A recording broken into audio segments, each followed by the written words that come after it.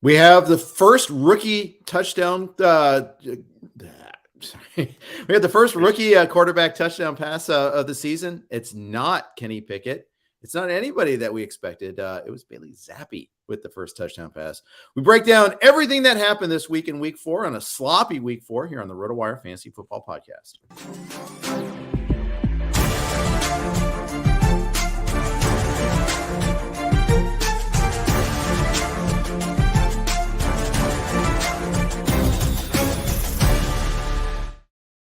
Hey everybody, welcome to the RotoWire Fantasy Football Podcast, brought to you by our good friends at No House Advantage. Appreciate their sponsorship. We'll tell a little bit more about what they have to offer later on the show, but it was a sloppy week 4, sloppy opening here by me on the opening of the podcast too. Nick, what's going on? How are you? I'm good, man. Nice of you to kind of make an effort to reflect the week that was in the opening of the podcast. That's called dedication. But yes, it was a very sloppy week around the NFL. My Green Bay Packers, who I guess are partially my team, I should say my NFC team, extremely sloppy in their ultimate win over a third string quarterback. You mentioned Zappi in the intro. That was sloppy. We saw plenty of sloppiness in Philly. It was a wet environment. It prompted me at one point to look up what the record is for most lost fumbles in a game. Turns out Trevor Lawrence fell just short. I think Kurt Warner appears to hold the record with 5 lost fumbles. Lawrence lost 4, also threw a bad pick. So in some ways felt like a step back for the Jags. A very winnable game, a one-score game, one where they had a chance at the end, before Lawrence's 4th fumble of the day. But the defense at least looks to be for real for the Jags, but we can get into that later. We don't need to go full on Jags corner right away. Well, let's rip that Band-Aid off and do it. So the weather is a big issue in this game. There's a big issue in Baltimore. Sideways rain is usually a bad condition to play in there. The Eagles, they managed to handle a little bit better, but again, they didn't ask a whole lot of Jalen Hurts this game, but he did get his rushing touchdown. But on the Jaguars side, they had a 14-0 lead in this game. Right. They jumped on, it was like, oh, Jags are for real. We're announcing our presence with authority. And then the turnover fest started happening after that. Yeah, well, they get the pick 6 on the Eagles' first possession of the game. That was huge. And then put together a really nice drive that looked a lot like the Jags offense these last couple games, against the Chargers and against the Colts. And after that, like you said, it was just turnover after turnover after turnover. And the weather was certainly part of it. One of them, Trevor Lawrence is rolling out and just straight up drops the ball. Like nobody was really even near him. That one, obviously the ball was wet. You chalk it up to the weather. But those other ones, the ball being wet probably causes it to slip out of your hand a little bit more easily. But he's got to do a better job, protecting the ball in the pocket. That was just kind of one of those classic situations where pocket's starting to collapse. Lawrence isn't really quite aware of it. All it takes is one little swat.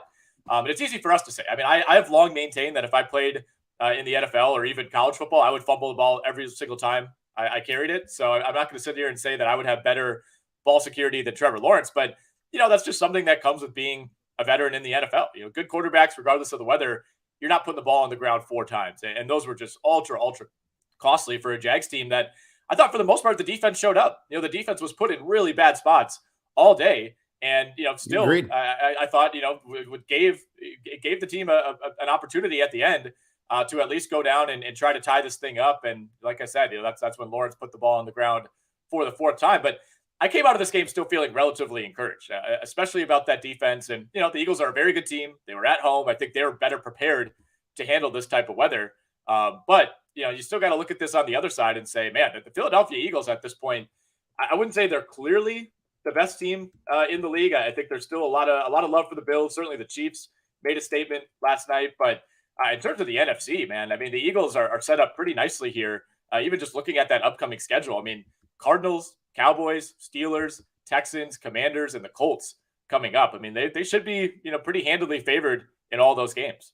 Yeah, Cowboys game. Cowboys have a legit defense. That's the one thing. We used to think of Cowboys as this ticket to the carnival, this show. You're going to get these high-scoring games every week. No, they're a defense. They're a defense and running game team now. So we'll see about that one there. But and that's obviously going to be huge in the division too. That'll be a massive game. Travis Etienne had about as much playing time as James Robinson in this game. About same number of carries. Each had 8 carries. It's hard to take away a lot from this here because the game flow because, they had the lead at first. Like, okay, yeah, we're going to have this measured game and all that. Yeah. But then the conditions kicked in. Neither caught a pass. So it was a frustrating day if you had either of the two Jaguars running backs. Frustrating day altogether. I mean, if you had any of the Jaguars skill position players, when Jamal Agnew's getting both scores, I mean, and yes, they schemed for this, by the way, a little bit because Zay Jones was absent. They had Agnew in the slot a lot, which pushed Kirk to the outside, which hurt Kirk too. Yep, exactly. Like you said, Zay Jones, kind of a big deal. Missing him this week for the Jags. He's been really, really good, kind of emerging over Marvin Jones as that number 2 receiver. And, Agnew's had big plays in the past. He's a special teamer, but it was really explosive for his size. He wears a weird jersey number. I think he's like, 39 or something like that. So he doesn't look like he'd be fast, but he is. And like you said, he accounted for both touchdowns in this game, despite essentially serving as the wide receiver 4. I mean, he only played 18 snaps, but he ran 15 routes on those 18 snaps and was targeted 6 times. So a really nice target share to total snap ratio for Agnew. Probably not going to be sustainable. I mean, he's one of those guys that you talk about if you're just looking at the box score or you're just sorting by fantasy points last week. Probably going to see some people rush out to the waiver wire to add Agnew, but he's a nice little supplemental kind of gadgety piece for this offense.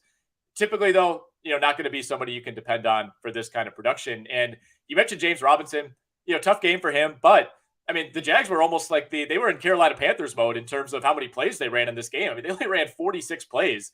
And, playing from behind for a lot of the second half, they got away from the running game. And they just couldn't put drives together. Whether it was turning the ball over or not being able to convert on third downs, we just didn't see James Robinson have the same level of kind of cumulative opportunity that he's had over the first 3 weeks of the season, where the Jags offense was operating a lot more efficiently. So to me, no real reason to panic for James Robinson. Just a weird game where, you come out of it, Philly wins by 8. Eagles ran 31 more plays than the Jags. Yeah, when you have 5 turnovers, that'll happen. I mean, they put the ball on the ground. Robinson put the ball on the ground one other time. Kirk at least recovered that one, but it's hard to run a lot of plays when that's the case. So yeah, it really does that. 4 penalties too. I mean, that's not too bad, I guess, but they had the ball for 20 minutes and 9 seconds in this game. Hard to sustain any sort of offense with that. So they get Houston next week, home game against Houston. I mean, I think they're going to be a survivor candidate this week. I think that they're going to be, this is with at least I can pick Jacksonville this week, get it done and over with, which might be a mistake, by the way, but targeting Houston in your fantasy players. I mean, Kirk, I think Robinson's a great start next week. Great DFS play. We knew this was a tough matchup, and the weather enhanced that, made it a tougher matchup too. All these are things, I mean, that we knew about there. On the Philly side of things, Jalen Hurts, they didn't ask a whole lot of him through the early pick 6, but threw for 204 yards. Again, the second quarter is this crazy quarter for the Eagles. They didn't do a whole lot other than the second quarter. Miles Sanders went off in this one here. 27 for 134, 2 touchdowns. He's getting goal line work now, Nick. So much, that whole, hey, Miles Sanders didn't score a touchdown last year. Well, he's got 3 now.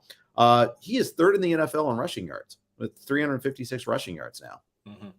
I feel like you and I were all over this. The touchdown progression for Miles Sanders. He had one on one of his first carries of the year in week 1. And it's been off and running since then. And you love to see the split in this game. They ran Jalen Hurts a ton as well. I mean, this game was just unbelievably sloppy. I mean, multiple, kind of fumbled snaps, broken plays. Like I think both teams in the second half, and Philadelphia was obviously more successful at this, were just kind of in like preservation mode. Like, don't do something stupid. Don't throw a pick 6 like we did earlier. Right. And I thought we saw a very conservative game plan from Philly, and it paid off. When the other team is turning it over every time it touches the ball, all you have to do is essentially make sure you don't lose the game. And so we saw a very, run heavy approach, 50 carries total in this game for the Philadelphia Eagles. They rack up more than 200 yards of rushing. And of course, Miles Sanders, a big part of that. Did still see Kenneth Gainwell, though, find his way into the end zone in this one. Yep. Right at the end of the first half there. Passing wise, AJ Brown still got his, despite the lack of passing volume in this game. He went 5 for 95. Devontae Smith, though, huge game last week. You had a chance. You had a really very narrow sell high window. I actually traded him for Jeff Wilson in one league. I also had 3 other receivers ahead of him. So and I needed a running back. So it was kind of a no brainer for me. But I think this is just. I think this is almost a write-off sort of game for them.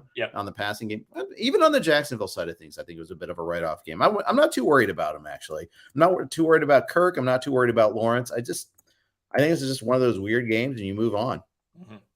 Yeah, I thought that for a lot of the day, the Jags seemed like the better team. I think if you say, hey, your quarterback's going to turn it over 5 times, 2 of those fumbles are going to be extremely costly as far as field position. Yeah. And that interception is going to happen inside the Philly 10-yard line.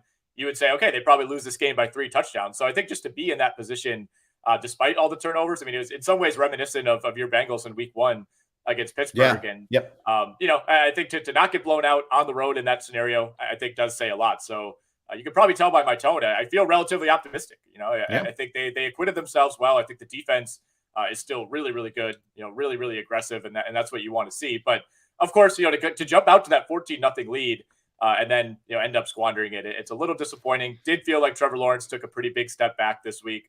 But, hopefully we can just, move past this one and chalk it up to the weather. Yeah, I think so. I think that's the right approach. All right. The early London game. This had all the feel of typical Vikings. Favored. Saints are playing second and third string players at their offensive skill positions all over the place. They have critical injuries in the game. And Kirk Cousins throws a killer pick. Then they settle for all these field goals. But they managed to pull it out. Justin Jefferson got well. Despite having to face Marshawn Lattimore, he went nuts. That's why you never bench your studs. Jefferson 10 for 147. Plus the rushing touchdown was a nice little bonus there. You walked away from this one feeling pretty good about that. Thielen was pretty good in this game as well. I mean, Cousins, though, I don't trust him. I still don't trust him. The pick was really bad. And he made a couple other bad throws. So they had a couple bad drops too. I mean, they left so many points on the field in this one. Yeah, that's been the story of the year, I think, for Minnesota. Not quite as disastrous of a performance as week 2 against Philly, but this offense, it just, I think week 1 against Green Bay, it felt like they had maybe turned a page. It felt a lot less restricted than it had been under Mike Zimmer. But now it just feels like they're sitting here at 3-1. They should be happy about it, but it feels like they could have 2 more touchdowns per game with how this offense is operated. And good to see Jefferson back on track for sure. And, that rushing touchdown was really well schemed. Basically walked in. It almost looked like I like watching it live. I thought they blew the play dead. It was so open. So that was a nice supplement to his overall fantasy value. And like you said, Adam Thielen these last couple of weeks, at least been like a low end starter in some leagues. I have him in one league where I've kind of been depending on that. You feel okay about it. Not a lot else though, fantasy wise here. Dalvin Cook was relatively limited in this game, did get 20 carries for 76 yards. But we saw Alexander Mattison, of course, working his way into the mix as well. I mean, Mattison outsnapped Dalvin Cook 13-1 on third downs. Although we did see Dalvin Cook operate as a short yardage back. So it was kind of a weird situation when we thought he might be limited. He kind of was, but at the same time, you got to be happy with 20 carries for a guy who dislocated his shoulder a week ago. Yeah, exactly. I find it interesting. They're playing next week. Usually after the London game, okay, you get the week off, but some teams, it started last year, teams could opt not to do that. So Minnesota's got a home game against the Bears coming up this week. So they go roll right back. So we'll see about Cook's status, making sure that shoulder's okay. Looks like it's all right. By the way, Mark Sanchez loved it when they threw to like the non-people. Like Johnny Munt dropped that ball. That was a hideous drop. As a touchdown, walk-in touchdown. CJ Ham, like, yes, we need more CJ Ham out patterns. Yep. No, we don't. We really don't. More Jefferson. And at this point, Jefferson had like 3 catches. We were like, and they they actually kind of started using Jefferson after that. After this, on the Saints side, I mean, hard to conclude a whole lot. Chris Olave is a stud. Got his first touchdown. They had no Michael Thomas. They had no Alvin Kamara. They had no Jameis Winston. They may not have Winston for a while, is my guess. Ingram got hurt for a while in this game. Murray took over. Murray actually outtouched Ingram. But I kind of think that's fool's gold. I don't think that's something that's repeatable. I saw a lot of Twitter conversations about Alvin Kamara being scratched. Oh, what do you do with the early game? You wake up and you decide whether, I'm on the West Coast. Yeah. I still got up in time for that. And the thing is, he had 3 limited practices. He had previously missed a game with this injury. They added a player from the practice squad at his position. You should have been on notice. And if you don't want to wake up early because then shame on you. But you should be able to swap in game. So don't pressure commissioner for that one. Yeah, I'm with you on that. I mean, it's brutal. It is what it is with these London games. I mean, this is kind of the worst case scenario in a lot of ways. Having a key player like Kamara be a true game time call for a game that, for you kicks off at 6:30 a.m. So it's not easy, that's for sure. But, as Woody Harrelson once said in True Detective, a man's game charges a man's price. You want to play high stakes fantasy football, you might have to wake up, set the alarm, get him out of your lineup and go back to bed. Yeah, I know with your partying lifestyle, Nick, that it might be a little challenging. You're in Madison. The rumor has it they have beer there, but they still do. I can't confirm. Yeah, first time back in a while. They still have plenty of beer in Madison. But yeah, it was great to be on hand. To witness the official demise of Wisconsin football.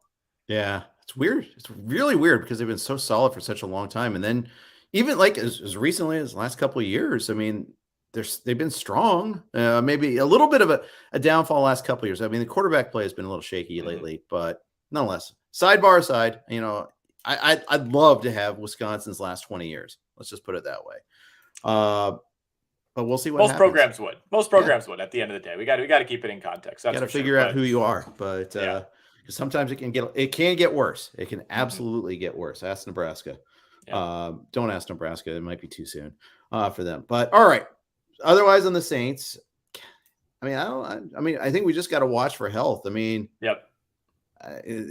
Jarvis Landry got 2 targets in this game, plus the 2-point conversion, where he was as open as a play can be. Another one of those plays where I was like, "Is this? Did they blow it dead because he's so open?" But not a whole lot else there. I'm very happy that I have a lot Olave in a lot of places. Knock on wood, stay healthy, please. Yeah, that's really all I have too. I mean, Saints, it's just everything kind of depends. Like if Michael Thomas misses more time, then we maybe need to kind of dive deeper on what that breakdown looks like at the receiver position. I will say I thought Andy Dalton played pretty well. If let's say Jameis misses another game or two and Dalton looks like this, not out of the question that we could have a mini quarterback controversy. It kind of depends how much of Jameis's struggles we're willing to chalk up to the injuries, because he's been outright bad these last couple of weeks. And if he comes back, and his back is healed, maybe that goes a long way towards solving some of those issues. But I thought Andy Dalton, he probably gave the Saints their best quarterback performance of the season in this game. Yeah. I really do wonder what they're going to do there. I mean, it's 4 fractures in his back. Yeah. I mean, it's Saints, by the way, they're 1-3 now. And they should have lost in week 1. Our friend Joe Dolan had a pretty good tweet about that. They're in bad shape. They're 1-3, and they don't have a first-round pick next year. So they're going to be in a tough spot here.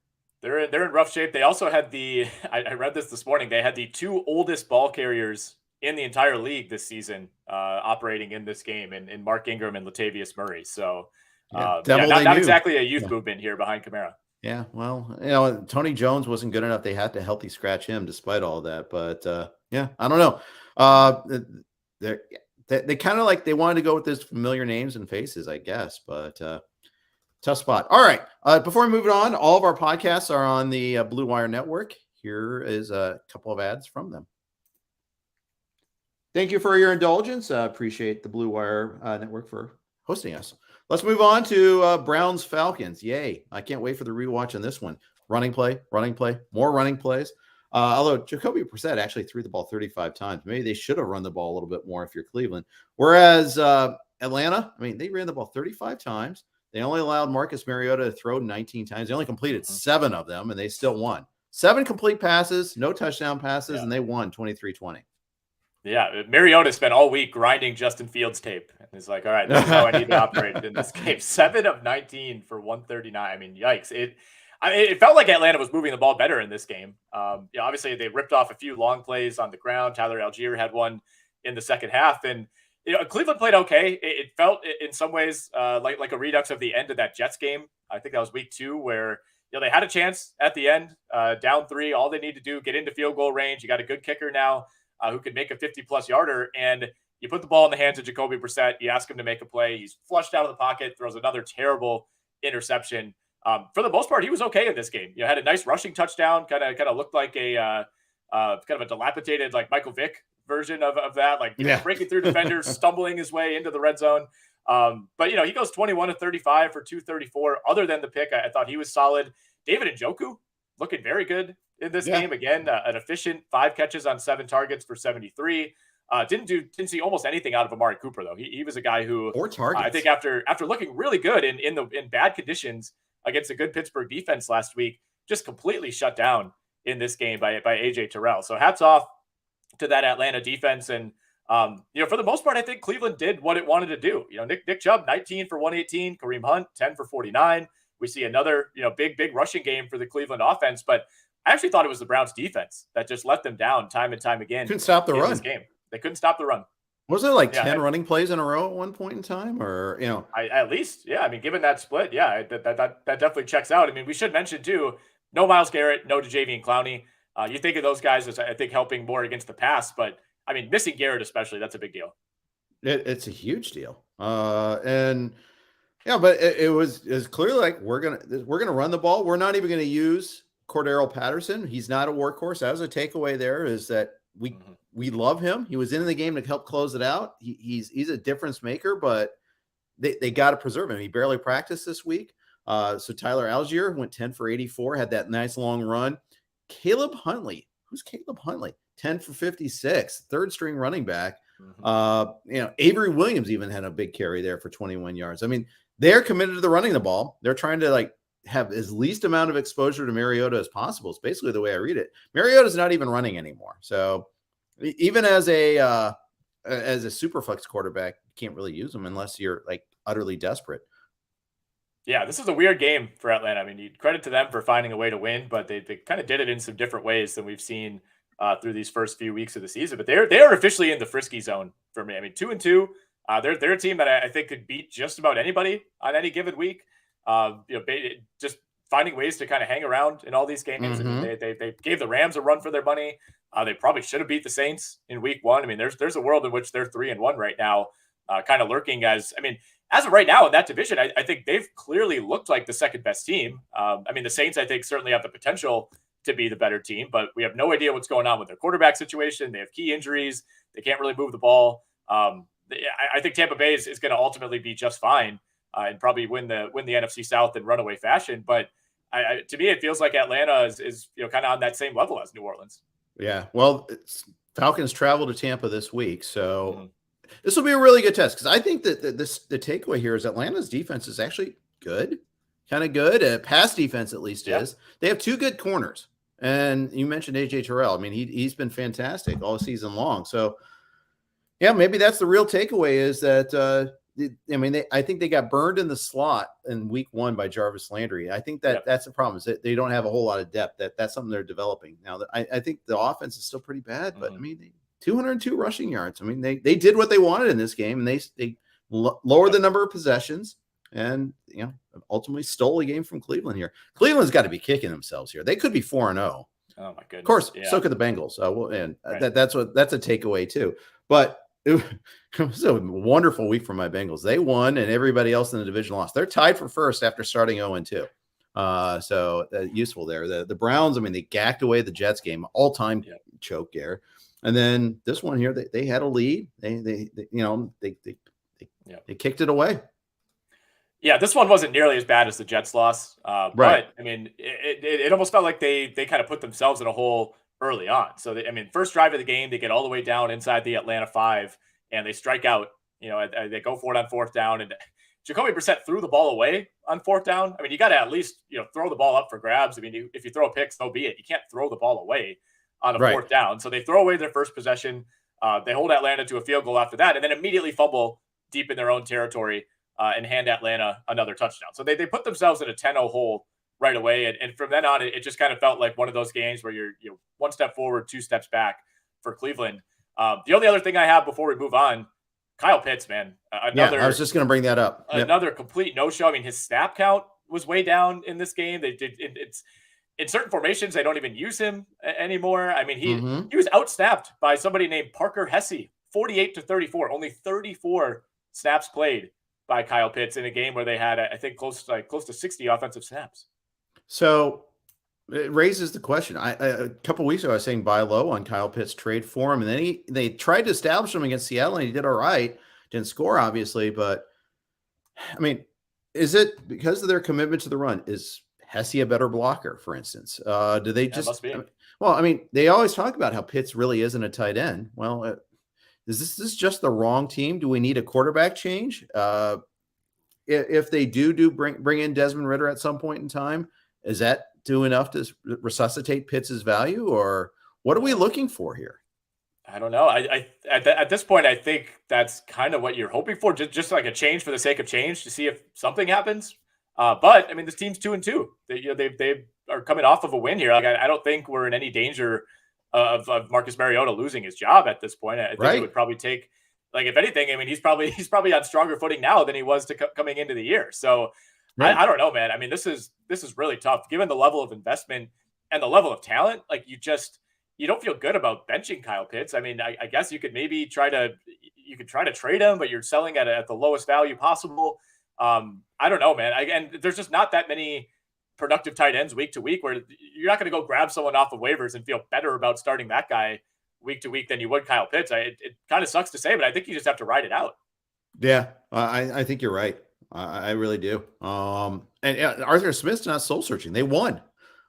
He's fine. I'm perfectly content. Now, I think game flow is going to matter. They fall behind the Bucs. That'll change things a little bit there. They won't be able to grind like they were able to this week. All right, Cowboys and Commanders.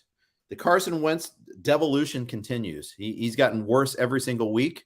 4 straight weeks where that QB rating's gone down.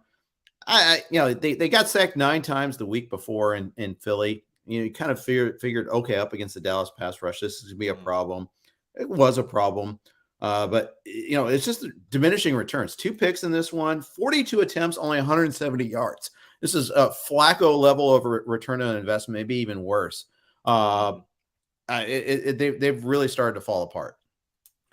Yeah, and I think early in the season, they kind of looked like they might be in the same boat as the Lions, where it's like, okay, I mean, this defense is shaky, the quarterback is shaky, but ultimately they're going to be in these shootout games. They're piling up points. They scored all those second half touchdowns against Jacksonville, scored some garbage time points in week 2. Carson Wentz is like briefly a top 5 fantasy quarterback.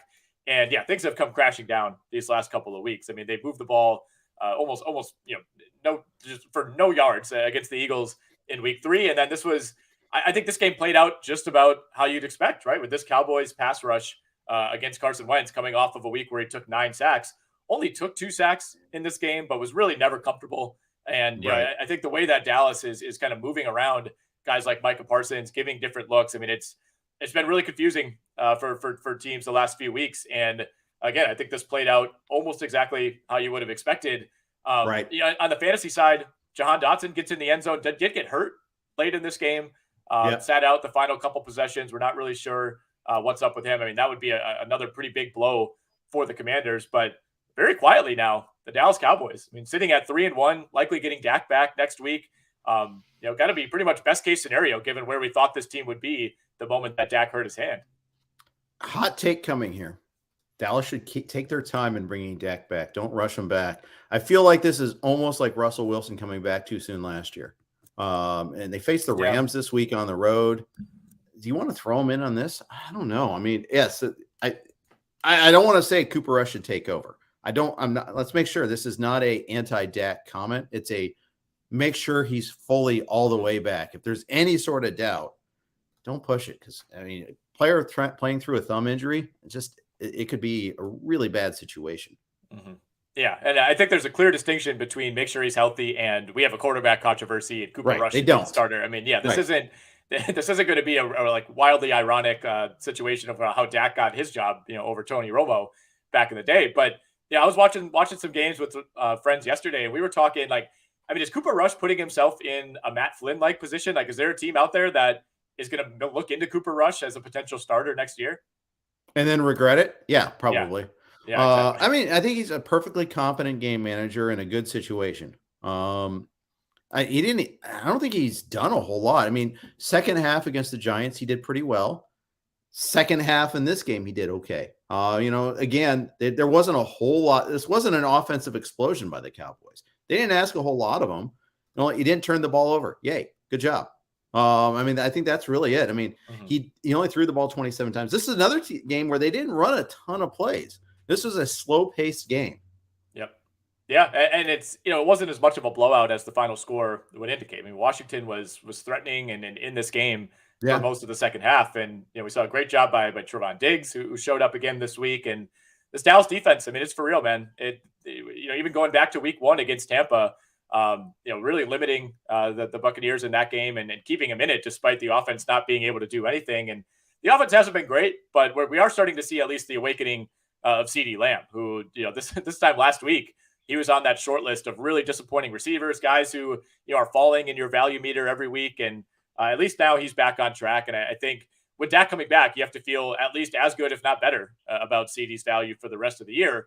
Although some help arrived for this Dallas receiving core this week. Michael Gallup back in the mix, essentially served as a wide receiver 3. I mean, in terms of snaps, he was still well behind CeeDee Lamb, well behind Noah Brown, but nonetheless, good to see him back out there. Right. And Noah Brown got hurt in this game too. So watch, it could be, he's a solid wide receiver 2 for their team, if not for our purposes. But CeeDee Lamb is kind of like DK Metcalf last year. I keep going back to the Seattle comparison. Yeah. In week 1, 2 for 29, 11 targets, 7 for 75, 8 for 87, 6 for 97 in the 3 games under Cooper Rush. This is actually his fewest number of targets. He had 8. This is the first time so far this year he hasn't had double-digit targets. You kind of like that. Yeah, absolutely. Absolutely. And, I think the moment that he dropped that pass in primetime last Monday, thinking, oh my goodness, like what is going on? Is this going to be my life as a CeeDee Lamb owner the rest of the year? And all of a sudden you look up now and, through 4 weeks, he's the wide receiver 13 in PPR leagues. Kind of a wake-up call almost. Yeah, it felt that way. And, he rebounded, had that nice, kind of diving one-handed catch in the end zone to get in there against the Giants, finds the end zone again this week. And a lot of big names ahead of him, when you look at the top performers at receiver. So it's maybe going to be hard for him, to find himself near the top 5 when it comes down to it. But ultimately, there's so much talent at receiver right now that, if CeeDee Lamb with a backup quarterback is still in the top 15 at this point, you got to feel pretty good about it. Yeah, for sure. Commanders get a home game against the Titans this week. Titans, you can move the ball against them. We'll get to their game against the Colts, but I think this is, I wouldn't say get well game for Carson Wentz, but get slightly better game for him. And we'll see what happens with Dotson and that hamstring injury, obviously. It should be on paper. We'll see. I mean, it's a potential get right game for him. It's also if you lose this one at home by 2 scores to the Titans, it's a potential disaster as far as where the season is heading type of game for the Commanders. Yeah, it could be fire the head coach, change the quarterback sort of game too. Yep. It's entirely possible. 4 Division I head coaches have been fired already this year, so it could happen in the NFL sooner too. We're getting closer to the bye weeks. It's time for teams to make some changes here and there. All right, this podcast is sponsored by our friends at No House Advantage. No House Advantage is changing the game by offering the most dynamic fantasy sports platform available today. Play and pick 'em contests versus other people for the shot at winning big cash prizes. Download the app, choose a contest, select your player props, earn points for correct picks, and climb the leaderboard for your shot hundreds of thousands of dollars every single week. You can also test your skills versus the house and 20 times your entry if you hit all of your picks. Bet on up to 5 player prop over-unders or individual player matchups across every major sports league, including the NFL, NBA, MLB, PGA, MMA, and NASCAR. Sign up now with promo code NHAWIRE. That's NHAWIRE at nohouseadvantage.com or download the app and on the app stores to get a first deposit match up to $25. Make sure to check out No House Advantage today and experience daily fantasy sports redefined, because it's not just how you play, but also where you play. You won't want to miss out on this. All right. Thanks to No House Advantage for their sponsorship of our podcast during the football season. We're excited to have them aboard. Let's talk about the shootout. Let's talk a little bit about the Seahawks and the Lions. This one, this is like dessert when I go do my rewatches on NFL.com. So they're compressed games there. I'm going to hold off a little bit there. I may not watch Bears and Giants first, but I might watch that Cleveland Atlanta game before that there. Have a little hey, eat your vegetables sort of moment there, because this one, it's all dessert. Yeah, this was a wild wild game. And I mean, Detroit in particular, it just felt like all it needed was just to get one stop at some point in the second half of this game. And it just never came, even late in the game. It's 48-45, time's running down, and they had a third and 5, I think it was, for Seattle. And there goes Rashad Penny ripping off yet another long run in this game. I mean, 17 for 151 for Rashad Penny. I mean, Gino Smith goes 23 of 30 for 320 and 2 touchdowns. But I mean, it was an equal shootout on both sides. I mean, I was looking up like most combined yards in a game. I mean, these teams combined for almost 1,100 yards on Sunday. 1,075 yards total. That was the most in any game since, ironically, a game that Seattle was also involved in 2020 against Arizona. That one went into overtime, however. So to do this in regulation, pretty impressive. I mean, I think I come away from this feeling pretty discouraged about the Detroit defense. That's for sure. For sure. But I think you also have to be pretty encouraged that Detroit is able to put up 45 points, albeit on what might be the worst defense in the league, truly, in Seattle. But doing that without DeAndre Swift and doing that without Amon-Ra St. Brown, we saw, or DJ Chark. Yeah, and no DJ Chark as well. Great game from Josh Reynolds. Fantastic game from TJ Hawkinson. 8 for 179 and 2 touchdowns. Made some really difficult catches in this game. And then, of course, Jamal Williams looked fantastic as well. So, I mean, this was just a gold mine for fantasy. It felt like everybody who you're potentially starting ended up coming through. Yeah, I downgraded Goff on my value meter this week because, once I was going to be down his top 2 targets and Swift, I was like, okay. And then Hawkinson, I mean, he had that 81-yard catch where the tackling was really, really bad. But hey, he made the moves on that there too. And like you said, he made a lot of other tough catches. He got in the end zone twice too. That was beautiful. So the Hawk alarm was ringing hard there. And great performance to them. And Williams got his. I thought he'd share carries a little bit more with Craig Reynolds. That wasn't the case. Reynolds only had 2 carries, 2 good ones, by the way. But we want to expect a little bit more out of that. The Seattle side of things, I actually left Rashad Penny on my bench in one league. Big mistake, huge mistake. I started Nick Chubb, who I was always going to start, but I also started Jeff Wilson over him, and I also started Alan Lazard over him. And Lazard was fine, but boy, did I miss out on an opportunity there. Yeah, I think we got to start talking about the Lions as one of the probably 3 to 5 teams that you're targeting in terms of matchups each week at this point. I mean, I think the fact that they score the ball so well, almost makes them more of a target. I mean, they get off the field, they'll score a touchdown in 3 to 4 plays, and then all of a sudden you're back on defense again. I mean, that was part of it. Is neither team was really sustaining these long drives. I mean, early on, we saw a couple long drives in the first half, but after that, look at the final 8 drives of the game. It's touchdown, touchdown, touchdown, field goal, touchdown, touchdown, touchdown. Right. And then it's Seattle running out the clock. I mean, neither of these teams could get stops. I think we knew that about Seattle coming in. I think we had higher hopes for this Detroit defense, but this just might be who they are this year. They're right up there near the league lead. I think they are the league leader in points scored now through 4 weeks. But they're going to be one of those teams that, if they're going to win games against even competent teams, it's going to have to be scores like this. And, I think if you're Detroit, you still feel okay. Obviously you don't want to lose this game at home, but like you said, some very key absences on this offense, and you lose a starting safety last week. It just feels like this is kind of that zone that Detroit is in. Very much capable of scoring, but not necessarily capable of stopping the other team. That's right. And you look at Detroit this week; they face the Pats. So this is a pretty good test of the start your players against Detroit theory. I mean, I think you'll start Harris or Ramondre if you have one or the other. It's kind of like roulette on which receiver ends up getting the targets in a given week for the Pats. So I don't know if you'll start them, and we'll get to the Pats and which quarterback they could possibly use this week. But it'll be a big test. Seattle faces New Orleans in New Orleans. So Chris Olave managers are pretty happy. If Kamara comes back, that'd be a pretty sweet matchup there too. So we'll see. Gino Smith, Jim Coventry said in his observations article, they let Gino cook. They didn't let Russ cook, but they let Gino cook. Yeah, they sure did, and it paid off. I mean, he's had a couple of just wildly efficient games this season, and again, a lot of this you have to chalk up to some incompetence on the side of the Detroit defense, allowing 48 points to this Seattle team. But no sacks for Gino Smith either. I mean, that was part of this as well. Good job by the Seattle offensive line keeping him clean. DK Metcalf, we were very worried about DK through the first couple of weeks of the season. He's bounced back relatively nicely, 7 for 149 in this one. Didn't get in the end zone. That's disappointing, but still you have to love the yardage. Then even Tyler Lockett, 6 for 91. It's Noah Fant and it's Will Dissly getting the touchdowns, but it was DK and it was Lockett doing a lot of the legwork. Yeah, that's right. DK got carted off. No, he didn't get carted off. He rode the cart to the locker room because he had stomach issues. Yeah. And it was a far way away. The locker room was too far away. They wanted to get him back quickly. So don't worry about the health issues there. Lockett had some of his production when Metcalf was out. Metcalf was tearing it up. He just didn't score, but 7 for 149 on this one here. He's been pretty good all season long so far. If you drafted Metcalf, you're pretty happy with your return on investment there. All right. Talked enough about that game. A lot of Captain Obvious analysis on that game.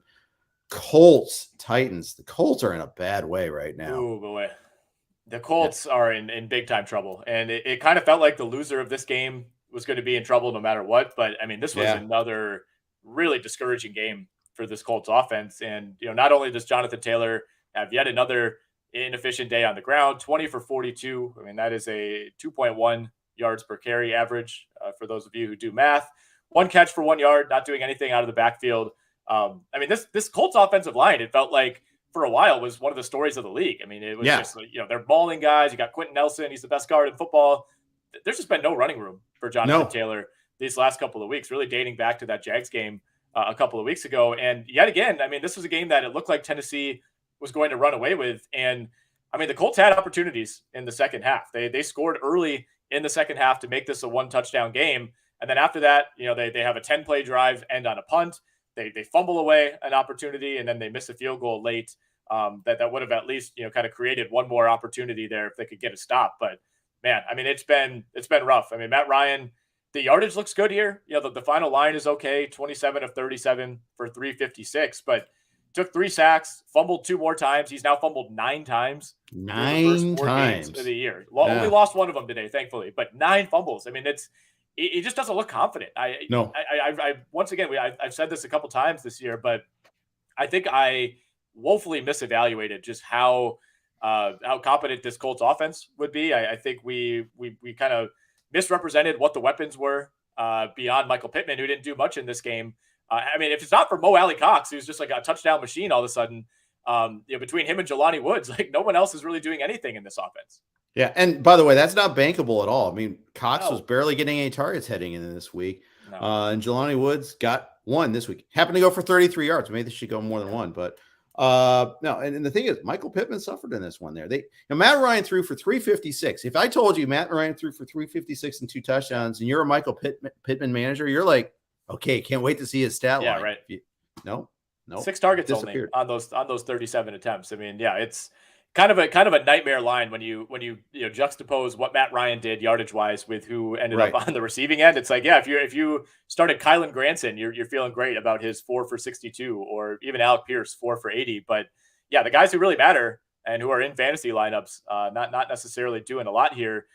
Not a whole lot of takeaways for the Tennessee side. Derrick Henry got going in this game. 22 for 114. Really without any long plays. He did have a couple screen passes. He goes 3 for 33 through the air. But I thought it was going to be Jonathan Taylor who got going against this Tennessee rushing defense that was horrible coming into this game. They were allowing almost 6 yards per carry.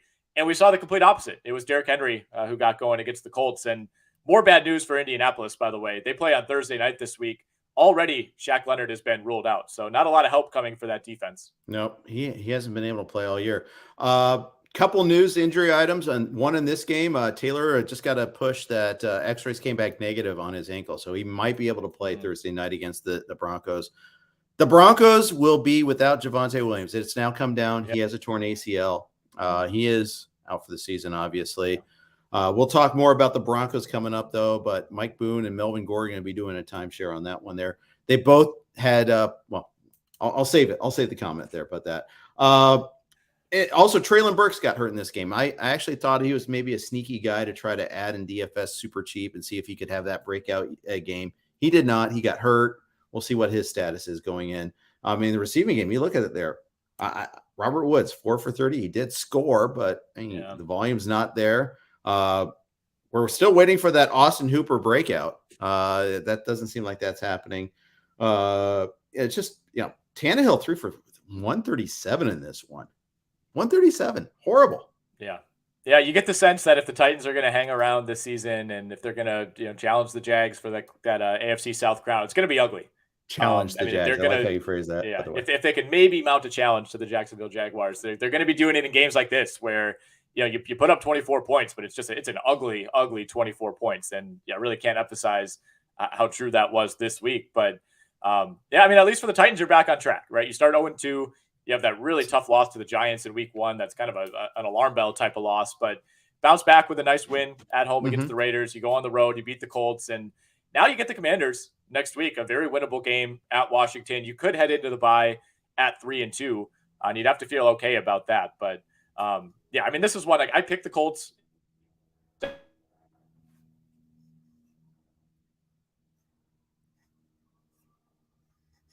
For Indianapolis. Yeah. And the Colts are only 1-2-1. I mean, honestly, they're in bad shape, but they're in the right division to be in bad shape. Yes, that is absolutely the case, 100%. And they're not out of it by any means. They're still winless. They do have the tie against Houston, but they beat the Chiefs. They beat the Chiefs last week. Oh, they did beat the Chiefs. Okay, I blanked that out of my memory. I've been counting I know. And so did the Chiefs apparently, because they're pretty good about that. But again, we'll get into that too. But they're in the right spot. I mean, they just blew a chance though against divisional foes. They're 0-2-1 in the division already. They've already played 3 divisional games. That part really sucks for them. Yes, and not being able to bank a win against the Texans. I mean, getting the tie in that one that's tough, because that's going to be the easiest game on your schedule, you would think. But we'll see. I mean, they're not out of it. The division winner might have 9 or 10 wins in that. Yeah, division. Refusing the free square is always a bad play. Yeah. Bears Giants. Next. Yeah. Who's going to be the quarterback this week for the Giants? I mean, Daniel Jones was a decoy at the end of the game because of his ankle issue. They said he could be a normal quarterback. He just couldn't be a running quarterback. And then Tyrod Taylor got concussed. They play the London game this week. Hey, London, we love you. Here's the Giants. I mean, at least they didn't send the Bears along with them. I mean, it could have been worse, but what a horrible, horrible game this was. I read yesterday that this is going to be the first London game where both teams are above 500. I'll have to go back and actually verify and see if that's true, but I assume it is. It seems like something that people wouldn't make up. Kind of wild. So finally, London is treated to 2 winning teams, and one of them is like the worst 3-1 team of all time. It's going to be interesting, though. I mean, like the London thing adds another wrinkle, and we kind of saw it with the Saints this week, where you don't really have a normal week in terms of injury reports and practice and treatment. Right. I mean, when you have this long flight, you got to take your entire football operation across the world. It makes it a lot more difficult to get a read on those injuries. And again, it didn't work out well for the Saints. Yeah, let alone flying in a replacement. I mean, they at the very least they need a third quarterback. Right. They're not even carrying a third quarterback right now. Right. I think it would probably be David Sills, right? I mean, he was a quarterback at one point. I would assume he at least has some of those skills in his back pocket. But they're going to add somebody. You're not going to, even if Daniel Jones starts this game, and we'll see what happens with Tyrod. He left with a concussion. He was like jogging off the field. You don't often see that. It certainly didn't look like a concussion. If both of those guys are limited or out, they're for sure adding somebody. Who knows who they'll pick off the scrap heap.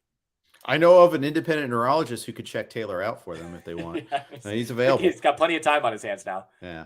And even before that, Daniel Jones 8 for 13 for 71 yards, vultured 2 rushing touchdowns though. Man. Hey, 6 for 68. I mean, he ran the ball effectively, in fairness. The Bears look like they had never seen a play fake where the quarterback keeps it. I mean, they were burning them on that over and over. That's a great comment, though, by the way. It's like, Daniel Jones can play. He just can't run. It's like, okay, well, then what is he offering you? Exactly. What a weird game. Barkley looks great again. I wish I had more Barkley in my life. I have him in one league. I really wish I had him in more leagues. And Liss was right. I know. We should. It kills me to say it. We should have heeded Chris Liss's advice. I mean, Barkley is the number 1 running back in fantasy right now in PPR. It's kind of him and Nick Chubb on their own island right now in terms of total scoring through these first couple of weeks. But I mean, he looks.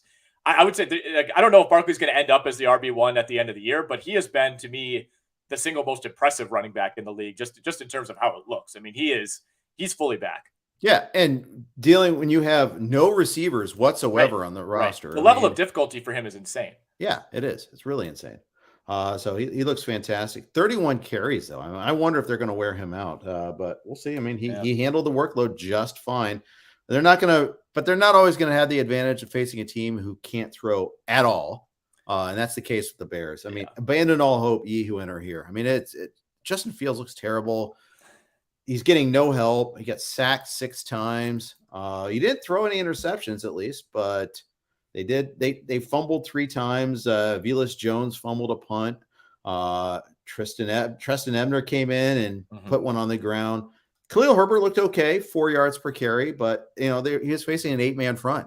I mean, they just said, "Go ahead, try to throw on us. You're not going to be able to." Yeah, I mean, it was ugly, obviously, for the Bears. It was about what most people expected. There's a great quote from Justin Fields after the game. Jason Leeser of the Chicago Sun-Times said, just why isn't the passing game working? And Fields says, "Who said the passing game isn't working?" And Leeser said, "The stats." And Fields responded, "Well, the stats don't matter." So there you have it. Okay, problem solved. Yeah. All right, moving on. Darnell Mooney actually showed signs of life. Did have that nice 56-yard play. Game. Yeah. 4 for 94. Cole Kmet. I was so wrong. I thought Kmet would be a breakout guy this year, and it's more like a broken guy this year, unfortunately. Yeah, I love Kmet. I thought he was kind of in that Pat Freiermuth territory where he would kind of operate as the safety valve in a really bad passing offense, and it's worked out for Freiermuth. It has not worked out for Kmet. Yep. He's kind of a cut for me. I thought he was like the tight end equivalent of Miles Sanders. Okay, yeah, he didn't score, but the touches were there and he's effective. But nope, not the case. All right, enough about the stupid Bears. I don't want to talk about them anymore. Let's talk Jets Steelers instead. A lot of people worried here. This is a lot of source of consternation for people. We've seen like 4 people asking about Naja in the chat room here. Naja Harris. Now, Kenny Pickett has taken over. I've renamed him Can I Pickett? You don't like that one, but we're going to go with it anyhow because he threw 3 interceptions. Just look, one of those was on a Hail Mary. It was a beautiful Hail Mary. It had nice trajectory. It was, he got it there and Trubisky wouldn't have, but Trubisky earned his benching, make no doubt about it. But Naja Harris, 18 for 74, 4 yards a carry. I mean, it's not too bad, but no targets in the passing game. This is a pretty moribund Steelers offense right now. It sure is. And it didn't look a whole lot different with Kenny Pickett. I mean, he was willing to at least throw the ball downfield. It's interesting that he ended this game with 3 incompletions. All 3 were interceptions. And there's kind of an asterisk for all of them, right? One of them goes off the hands of a receiver. The other one was a nice deep ball to Chase Claypool. It wasn't double coverage. Yeah. And it should have at least got more of a hand on it. Kind of a mistimed jump by Claypool. And really, I mean, that's why you have Chase Claypool, right? Those are the balls that you're paying him to come down with. So it's not going to go down as like a great throw by Kenny Pickett, but it was, catchable, and it wasn't exactly a bad pick. So right. I think for a guy who has 3 interceptions in his first NFL game, you can kind of make an excuse for all 3 of them. And I think it's legitimate. So the biggest thing you could say about Pickett, though, is there was a massive shift in energy when he came in that game. I mean, the fans are chanting Kenny. Like there was none of that for Mitchell Trubisky. I think just the act of making a change, I think makes me encouraged for the direction that this Steelers offense is going to go. Even if ultimately in the short term, the results probably won't be all that different. It at least feels like there's going to be a different energy here because, I mean, the Trubisky thing, it got stale so quickly. Really quickly. And I'm surprised it worked out as badly as it did, to be honest. I just thought escaping again. I mean, how many times we talk about this? Oh, he just needs to change his hearing. Well, maybe he was part of the problem. False. I don't know. And it looks like that might have been the case here. They were down 10-6 at halftime in this one here. Just earned that benching there. Another pick. Got sacked 3 times. It was just a stinky offense. Now they face Buffalo in Buffalo this upcoming week. So, Yeah. Pickett's and quarterbacks are having a really rough time against the Bills so far. So even Lamar didn't go crazy against them. So of course that was also in the remnants of Hurricane Ian too. So hard to judge any conclusions from that game. But going back to Pickett, not a start this week for me unless you're just desperate in a QB flex league. But I think in the long term, George Pickens benefits from this. He definitely benefit in the short term. Deontay Johnson only 4 targets, 2 for 11 in this game. Is this he doesn't fit well with Pickett, or is this just the way the game worked out? I think we got to give it another week or two and kind of see, how this affects Deontay Johnson. But to me, it feels like it's a lateral move probably at worst, right? I mean, he was at least sustaining some value under Trubisky, but if you go back and watch a lot of the catches, I mean, it's like 100 out of 100 difficulty level. Deontay Johnson, like routine throws for other quarterbacks have to turn into like one-handed catches because they're so off target. I mean, it's really encouraging for Pickens to see him break out like this. That's for sure. And Freiermuth, sustained his value as well, 7 for 185. Not panicking yet on Deontay Johnson, but we'll see. I mean, the problem is I don't think Buffalo is going to give us a great sense for what to expect going forward. I mean, that is for Pickett presumably making his first NFL start next week on the road at the Bills. I mean, they're 2 touchdown dogs in that game. I don't really feel like we're going to come away from that one feeling great about anybody. So it might take 3-4 games until we have a better sample. Yeah, deny us the opportunity to have a Mitch Trubisky revenge game, though. I'm kind of bummed out about that. On the Jets side, hey, they actually won this game, and they're 2-2 now. The narrative on Zach Wilson has to change quite a bit. I mean, the 14 points in the fourth quarter. Otherwise, it would have been a disaster of a game. Threw 2 picks, only 7 yards per attempt. QB rating was pretty low, but he orchestrated 2 comebacks, in part because of field position by those interceptions. They kind of smashed and grabbed this game. Yeah, they really did. And all week, I was kind of banging the drum for Pittsburgh. I thought this was going to be a great spot. Not a Zach Wilson guy at all. I thought they would be able to turn him over. They did, but they just couldn't get enough stops. Allowing the Jets to get to 24 points in this game with Zach Wilson throwing 2 interceptions. I thought Pittsburgh's defense would be able to do a better job than that. But it was 2 late touchdown drives for the Jets that ultimately were able to deliver them this win. I mean, Pittsburgh was up 20-10 in this game at the end of the third quarter. And allowed the Jets to get back in. And of course, the pick by Kenny Pickett did not help. That occurred, on the other side of the 50-yard line around the Jets 35. So, that gave the Jets reasonable field position. And you got to hand it to Zach Wilson. I mean, I didn't come away from that game being blown away by anything that he did, but ultimately got to 250 and delivered them a win against a really good defense on the road. He evaded the pass rush. He only got sacked 1 time. Yeah, that's big. And TJ Watt, at his absence, is actually hurt. The Steelers don't win without him. They just don't. Highsmith missed on a sack, on at least 1 sack that I think Flacco doesn't get away from. So Wilson's mobility helped him a little bit in that case. They spread the targets around. Garrett Wilson only had 2 catches. Corey Davis, 5 for 74. He was the beneficiary this week, but I don't think that's bankable. I think he's a guy that probably should be rostered, but he's also tough to start.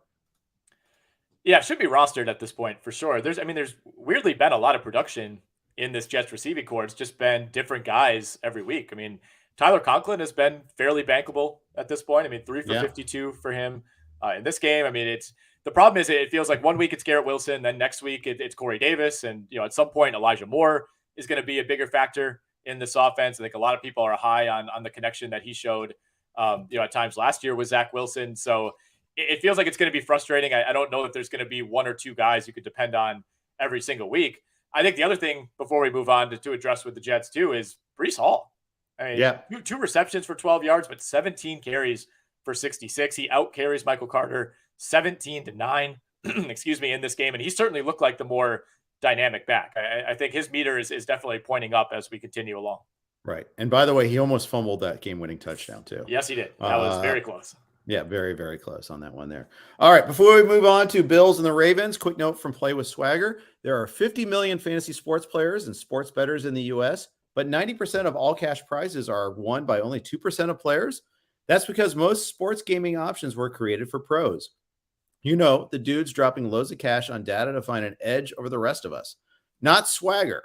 Swagger is a daily fantasy sports site created for sports fans who simply want some skin in the game and a real shot at winning. Tired of losing because of 1 bad pick?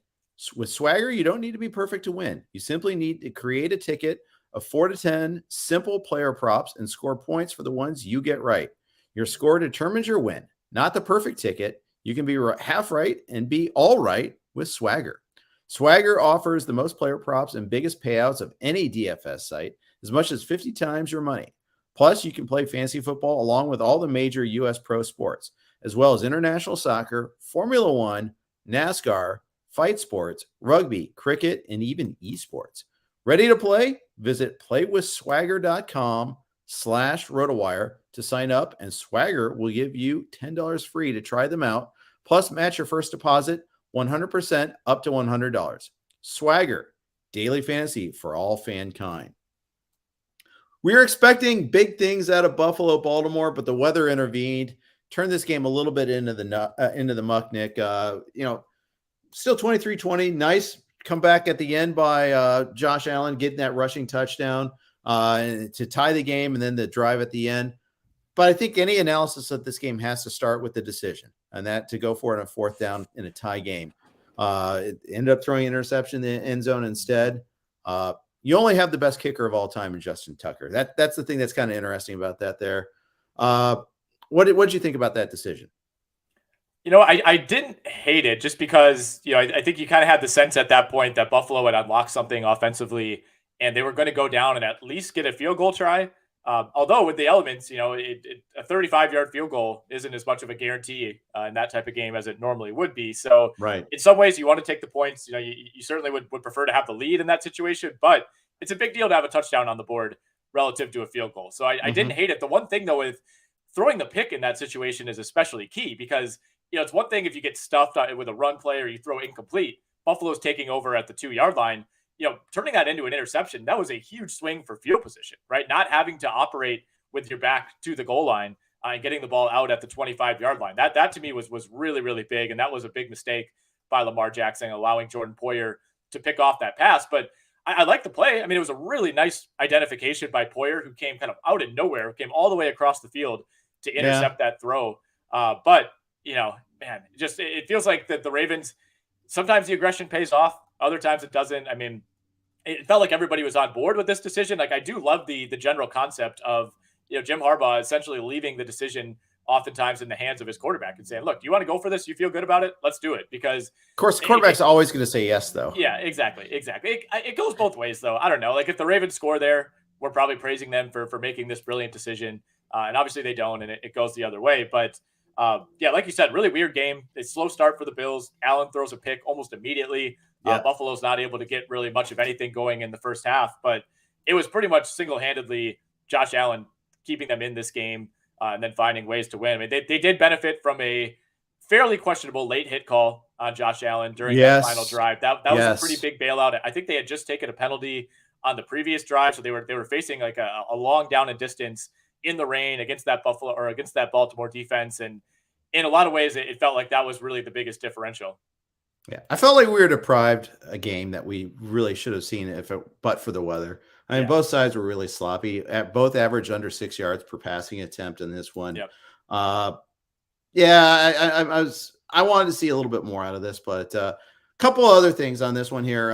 Lamar, the Bills really gave him a miserable day all around. I mean, 20 for 29, but only 5 yards per attempt. Only 144 passing yards. He still ran well. 73 rushing yards, so he salvaged your fantasy day. J.K. Dobbins got a goal line touchdown. He got the receiving touchdown as well. So, he didn't go crazy. He didn't have huge volume, but he definitely picked up. J.K. Dobbins is, definitely the, more of a feature back. Justice Hill ran well again, 8 for 45. Clearly the number 2. No more Mike Davis. No more of Kenyon Drake. Drake didn't even touch the ball.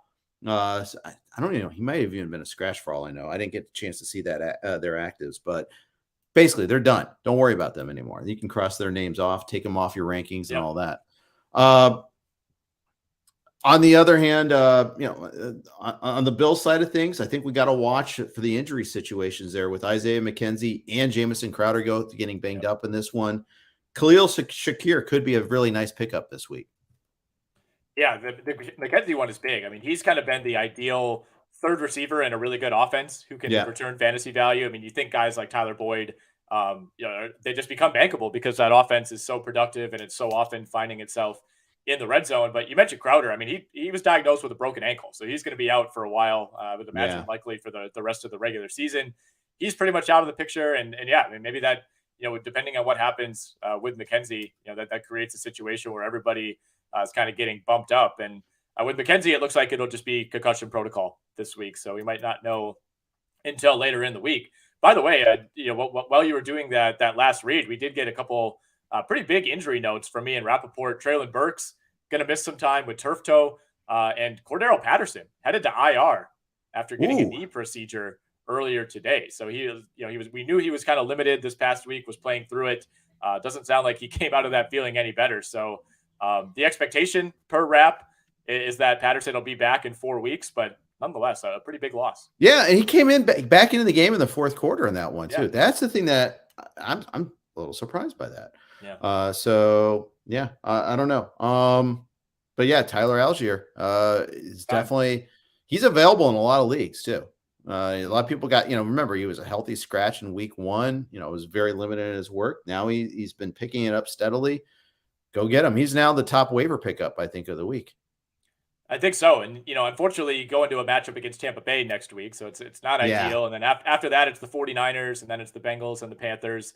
Right. So you don't exactly have this cupcake stretch in the schedule, but nonetheless, I mean, that's a lot of usage for a guy who's looked good the last couple of weeks as well to be picking up. So I think in this case, you kind of have to close your eyes, and even if you don't love the matchups, it's still worth grabbing him.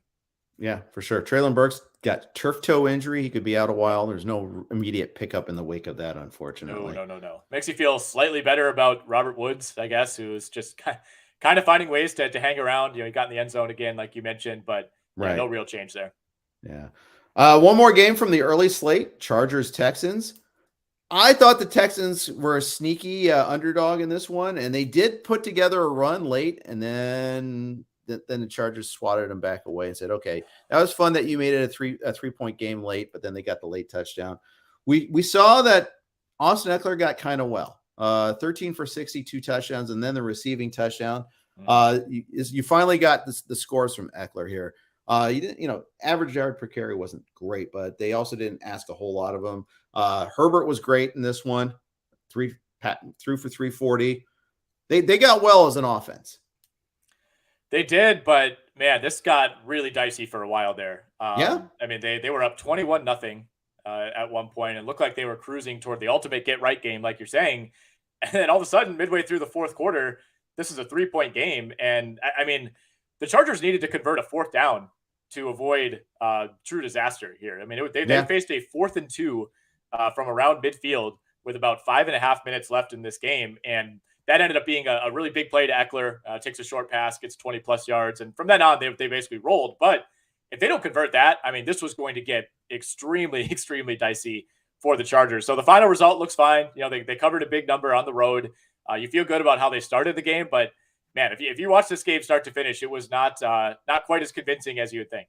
No, it certainly wasn't. They kind of took their foot off the gas. Yeah, kind of like the Arizona Raiders game. Yeah, very similar. Very, very similar. And, yeah, I mean, with the Chargers, man, they have enough talent, and you have a good enough quarterback that you're always going to be in the mix. And they're kind of an impossible team to jump off of, but just bad, weird vibes so far with this team. It feels like they, every week they're leaving points on the table. The defense never plays quite as good as it should. I'm kind of starting to wonder about Brandon Staley. It's just Charger DNA takes over. I swear. Yeah, it's nothing he can do. Mike Williams went off 7 for 120, so you like seeing it. Didn't score. Joshua Palmer only got 1 target.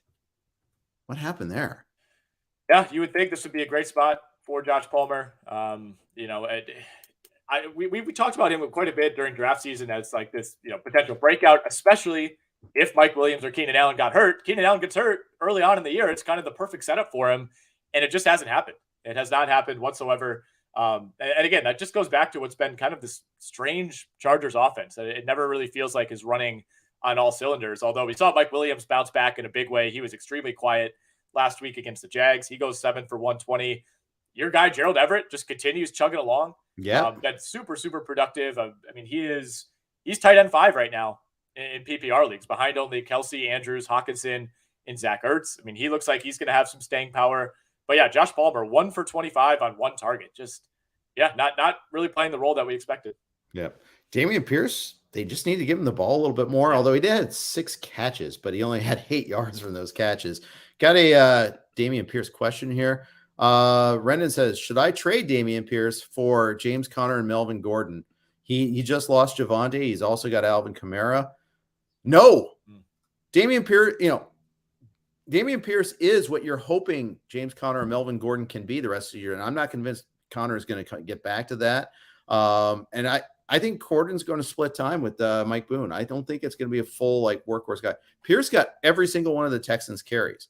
And he has like basically going forward, I know Burkhead is more involved in the passing game, but Pierce is a legit real deal. I know that touchdown run, he didn't make anybody miss. It was just like parting of the Red Sea on that 75-yard touchdown run. But I mean, he was 13 for what, 50 something in his other carries. He's a good back.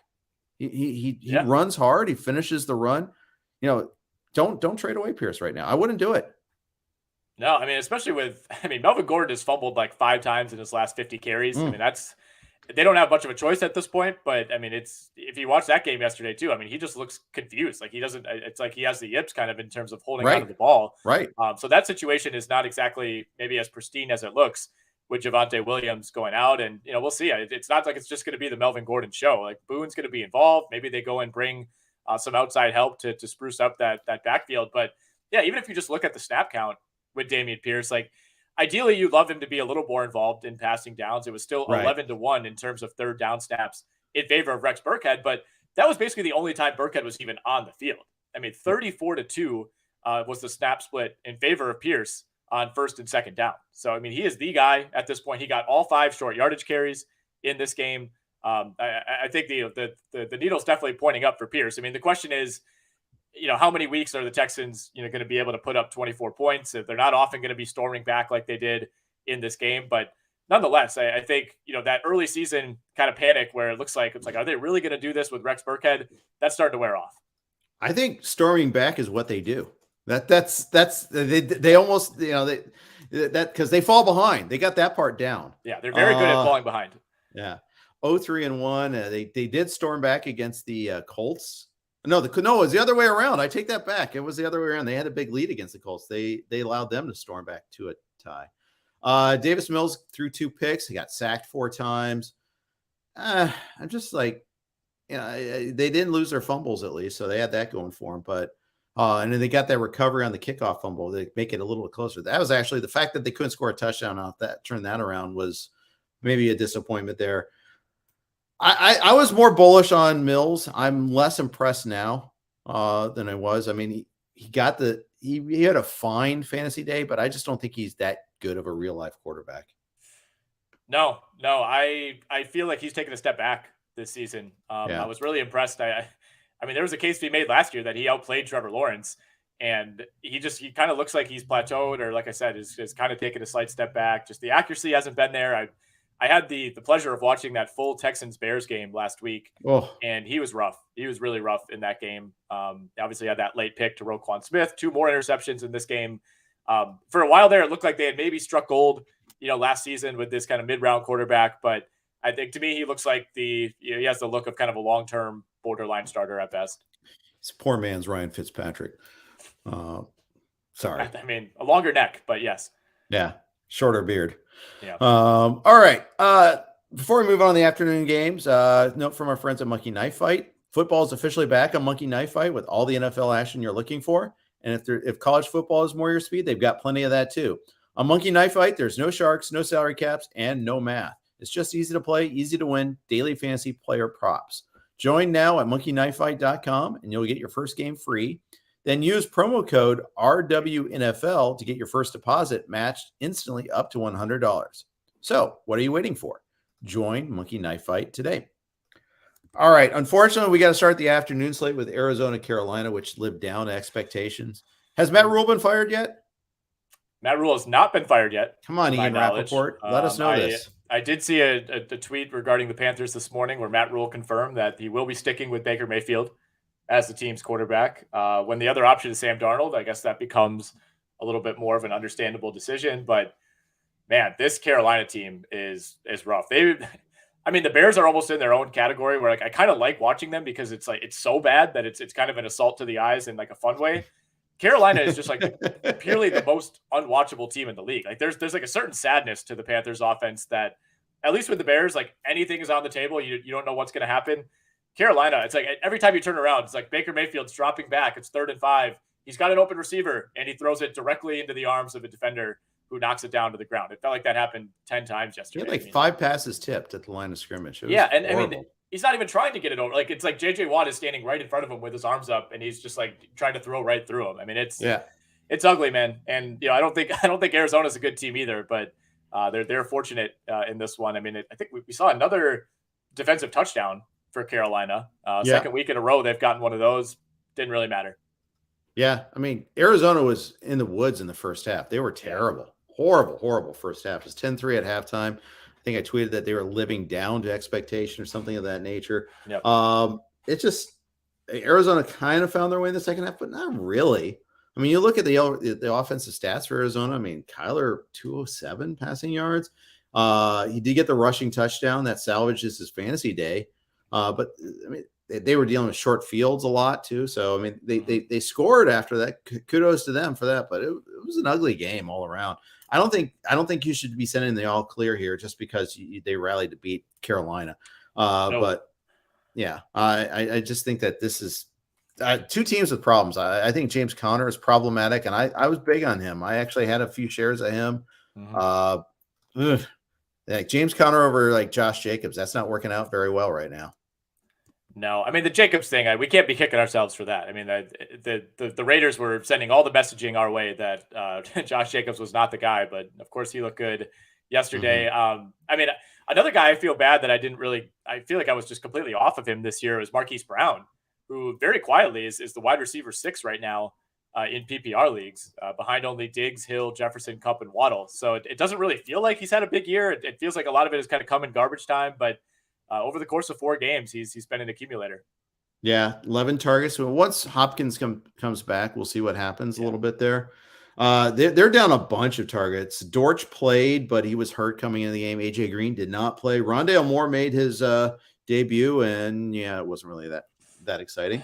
Nope. Ertz is good. Ertz has been fine, and he's actually living up to kind of the expectation that he'd step in.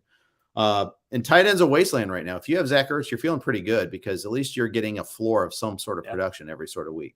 Yeah, I mean, you're getting a top 5 tight end in the league, so I think you feel great about it. We saw a little bit more of a traditional Christian McCaffrey game here. Only 8 carries for 27, but 9 for 81 and a touchdown through the air. So you love to see that, of course, in PPR leagues. He's now up to RB5, just a couple percentage points ahead of Jamal Williams for that designation. And I actually saw a great note earlier this morning on Twitter from Ryan McDowell, who's the Dynasty writer. He notes that Saquon Barkley, who's the RB1 right now, and we're talking PPR, he has 86 fantasy points through 4 games. That is the lowest in any season for the RB1 at this point in the year since 1997. Wow. To kind of give you some context for just how shaky even the best players in fantasy have been so far. Yeah.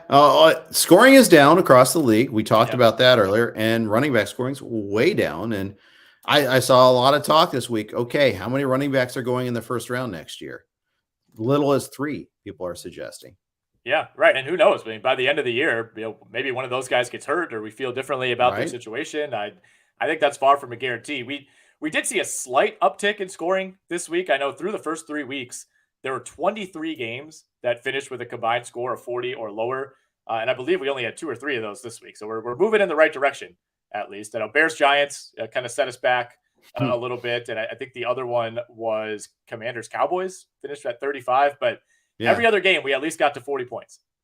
Yeah, and in the case of Seattle-Detroit, both teams got to 40 points themselves. That helps the overall scoring quite a bit. So, so it's creeping up. So a little bit there. DJ Moore. Light a candle for DJ Moore. He actually had 11 targets this week, but quality of targets just not great.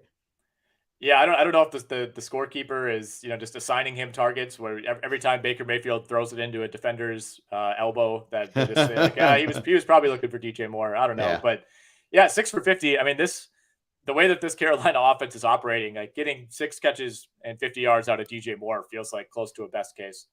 Yeah, absolutely. Aaron Rodgers said that it's unsustainable to play like they did against the Pats and still hope to win, especially that first half.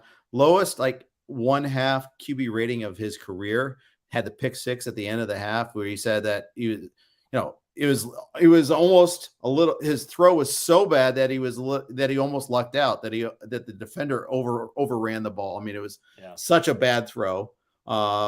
But then in the second half, they got it on target a little bit more. If Romeo Doubs completes a catch in the end zone, we're not even talking about the overtime of that there. We're talking about what a huge game Romeo Doubs had. Instead, he doesn't. And they wasted challenge and thus a timeout on that play too. They could have won in regulation. But, the daisy chains of events that happen after that, aren't necessarily going to be the same. But the fact is, they had to struggle, win in overtime against a team playing their third string QB. Yeah, I mean, Hoyer went out like second series of the game, so it was basically New England starting Bailey Zappi, and I think, Zappi ended up throwing a touchdown on what looked like yet another not quite broken coverage, but just like a miscommunication for the Green Bay defense that has a ton of talent, but has just been suffering from those. It looked very similar to a lot of the plays in Week 1 against Minnesota, where it's like, okay, the best receiver in the league is running across the middle of the field, and you got linebackers pointing at him and guys looking around. Nobody's actually covering that guy, and that's essentially what happened on the Devontae Parker touchdown. That really, for a while there, put this game in pretty major jeopardy. I feel like a fool for making the Packers. I think I made them my best bet in staff picks, and I know it was a big line, but I thought they could at least show up to the point that this would be like a 24-14 type of game. But that was not the case. The defense was okay.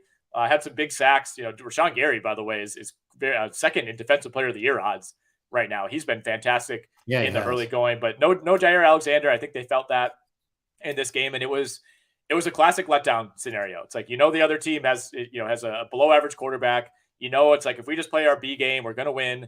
And you kind of felt that from the Packers. You had there's an early fumble by Romeo Doubs. Every game that turns out like this has a couple of those pivot plays. That was one of them. The Rodgers pick six. That was as bad of a throw as you'll ever see from Aaron Rodgers. And almost every time he throws a pick, you can make an excuse. You'll see him, kind of throw the chin strap and look at a receiver and say, I thought you were doing this. Like, there was no excuse for that one. That was just a really, really bad force by Rodgers. And it put the Packers in a bad spot. And I think they felt like they had to get away from the run a lot of this game in the second half, especially. And yeah, man, I still think the Packers 3 weeks from now are going to be 6-1 and we're going to feel okay about them. But this was a very, very narrow miss in what would have been one of the worst losses of Rodgers' career. Rodgers even blamed himself for Doubs' fumble because it wasn't like a perfectly, it was kind of away and they had to pull it back in. And he's like, it's almost too bad that he made the catch. It's like one of those sort of plays because he couldn't protect the ball. Running game was great in this one here. Jones 16 for 110, Dillon 17 for 73.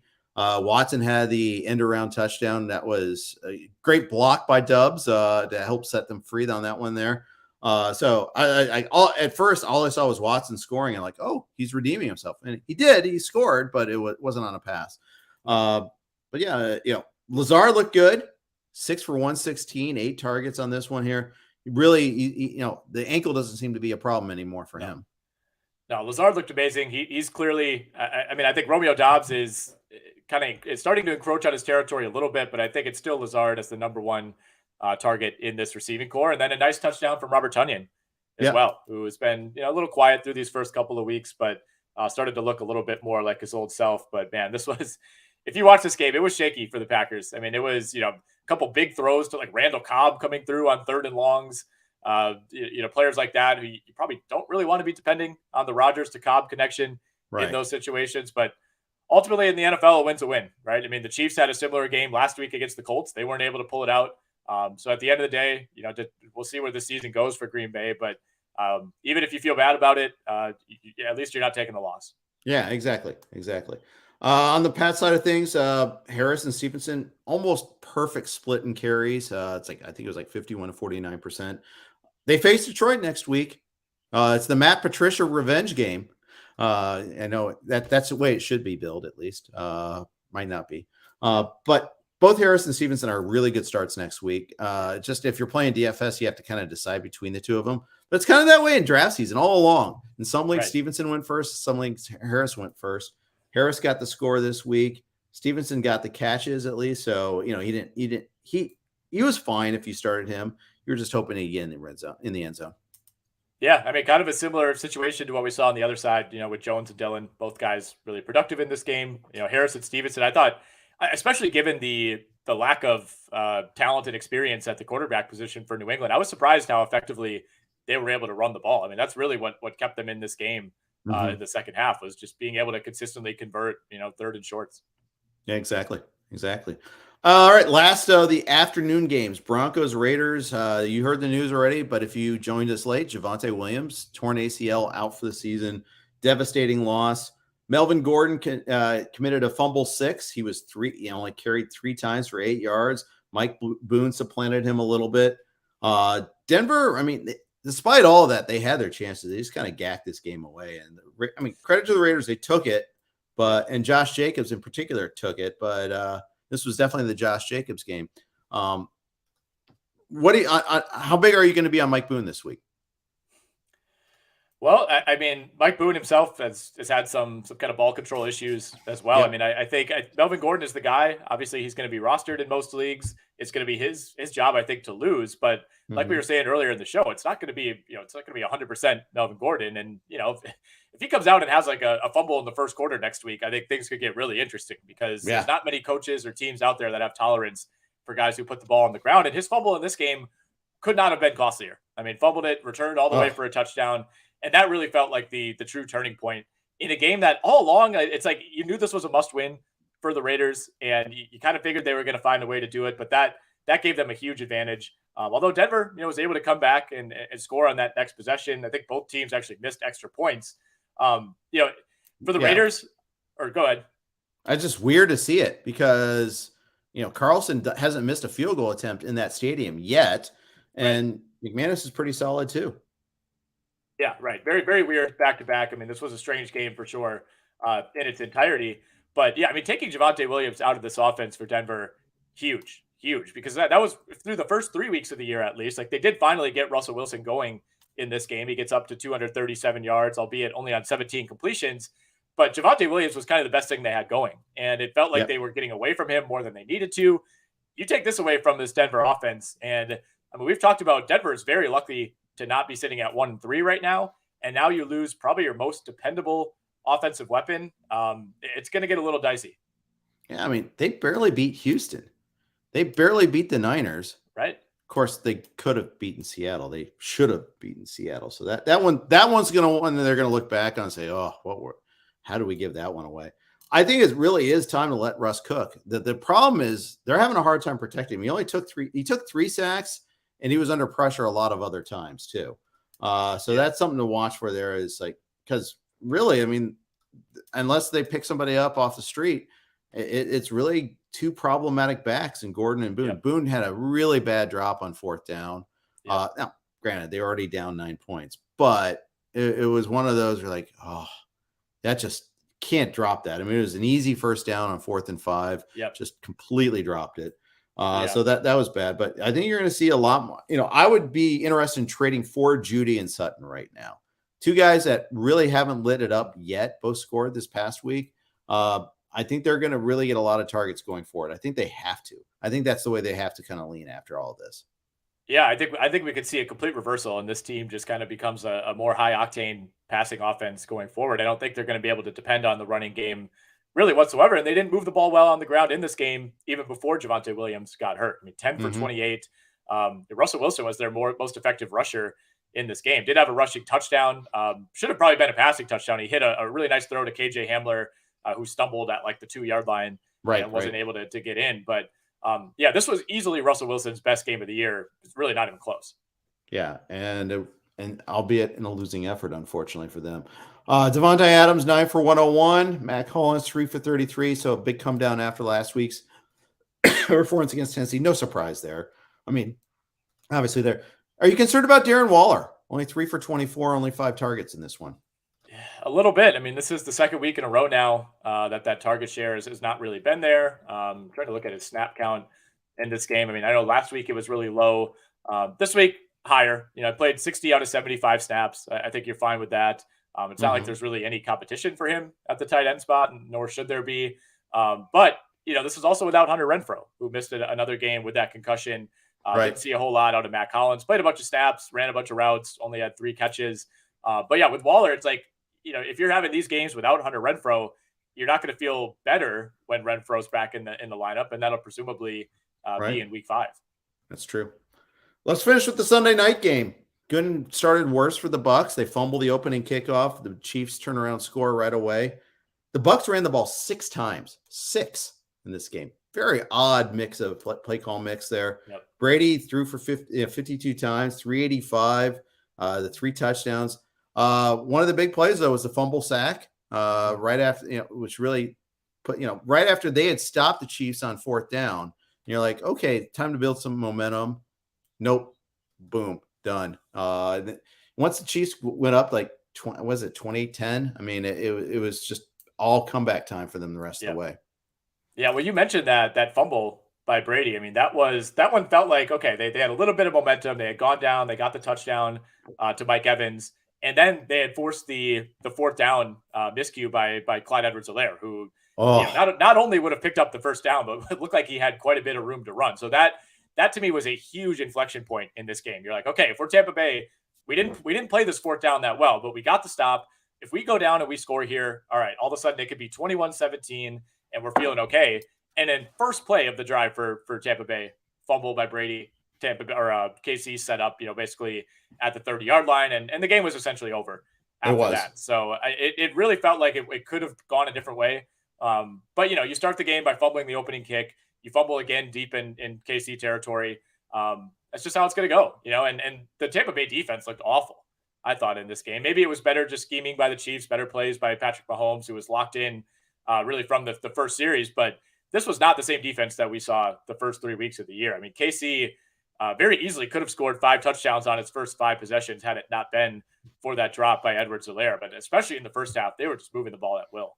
Yeah, and usually I think of Edwards-Helaire as a pretty good pass catcher. I think he lost in the lights a little bit there. The way he reacted to that ball, he didn't pick it up right. Angle. He kind of boxed it instead of tried to catch it. But exactly. So I don't even think there's anything to read off of that. I mean, Pacheco looked good when he ran the ball. Looked shot out of a cannon there. He could be earning some more playing time, although I still don't know if he's involved in the passing game at all. McKinnon, he gets a lot of snaps. He got that target in the red zone, got some carries in the red zone, and did nothing with it at all. Sky Moore, okay, he got targets finally. So, yeah, he exists. He lives. But it's really, the guy that I'm just totally bummed out about is I have Juju some places, and I'm still waiting for that first really big game. He hasn't had it yet. Yeah, I mean, you like that. Like, the targets have consistently been there. It feels like he's kind of on the cusp of doing it. And, in this game, it's always going to be Kelsey ahead of him in the pecking order. And that was certainly the case. I mean, Kelsey had like 6 catches in the first quarter of this game. But Juju, to me, he's still the guy I like the most in that receiving core by a lot. But it just hasn't quite happened where he's been able to operate as anything close to a true number 1. It's almost like he's a number 2. They don't really have a number 1. And then guys like MVS and Sky Moore and Hardman are more like the 3rd and 4th guys. But yeah, it's been disappointing. I was all in on Juju, and he's still been startable. He's been a very low end starter. He's not giving you zeros every week, but it's been a lot of 8 fantasy points, 9 fantasy points, 12 fantasy points. Not exactly what we're looking for. Yeah, agreed. On the Bucs side, I mean, Evans is Evans. He did his thing. He got hit hard a couple times, including that first touchdown catch. 2 plays on that drive where he got drilled, but came back up. We saw Chris Godwin return, 7 for 59, 10 targets. He was very active in the passing game. Yep. Julio was barely active. Yeah, they took 1 deep shot to Julio. Didn't complete that, and that was about it. With him, it's so hard because he felt like he was one of the only good things they had going in week 1 against Dallas. And then, of course, he misses 2 more games, and we're kind of back in the same situation that it feels like we're always in with him. I don't know. I mean, when Evans and Godwin are both healthy, can you really justify starting Julio? I don't think so. I don't think so either. I mean, there's still going to be weeks or Gage. Where right. Gage. I mean, I don't know, man. I think I love the idea of Julio. I love what he can bring to this offense. I think there will be 3 or 4 games the rest of the way where he is a big factor, but I also think the weeks where he's not putting up those games, it could look a lot like this, where it's 1 for 7. And if you did slot him in there as your 3rd receiver, you threw him in as a flex, you're basically taking a 0. Yeah, I think that's right. Tampa Bay gets a home game against the Falcons. Turns out that might be actually kind of a big game coming up here. Yeah.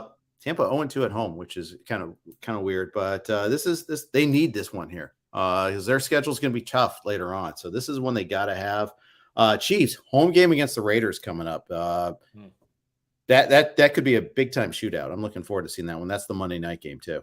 Yeah, Raiders have found ways to play the Chiefs well these last couple of years. I wouldn't say with the Raiders winning this past week, it's not a complete must win, but also not exactly the team that you want to see on the schedule if you're Las Vegas, especially with as great as Kansas City's offense looked in this game. I mean, this was just such a quintessential get right game for Kansas City. I mean, they had the trick play at the goal line where Mahomes is like fake barking over to the sideline, and all of a sudden a tight end just kind of scoots his way in there, takes the snap for an easy touchdown. Like they were operating with a level of confidence that we haven't seen since week 1.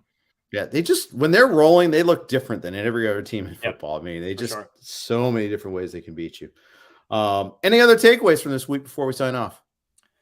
No, I remain optimistic about the Jags. Right. It's a loss. It's a loss that they were probably supposed to take. I get it. But I still think they're the best team in the AFC South. Tell you what, I'm fired up for tonight too. 49ers, Rams at San Francisco. No idea how that game is going to play out whatsoever. I'm slightly leaning toward the Rams, but it should be a fun watch. And, we'll get to comment on that one live on XM tonight. Yeah. Back-to-back primetime games for the Bengals too. They had the Thursday night game last week. Now they go to Baltimore for the Sunday night game. That's going to be a fun one. Yeah, they finally play a real QB. The QBs that the Bengals have faced so far: Mitch Trubisky, Cooper Rush, Joe Flacco, and his 50-plus targets or attempts, and then the combination of Tua and Teddy Bridgewater. So it's a step up in class for them, obviously. So we'll see. And all their Sunday night games, they're always on the road against the divisional team. So I've carped about that before, but I am really looking forward to that game. That should be a fun game. Although I think Baltimore's going to win. We'll see. But we'll find out. Looking forward to it. Thanks, everybody, for tuning in. I want to thank everyone for listening to this podcast. And I want to thank our new sponsor, No House Advantage. Appreciate them for coming on board. Got Jake and Joe with free agents tomorrow. Thanks for listening to this podcast. Take care.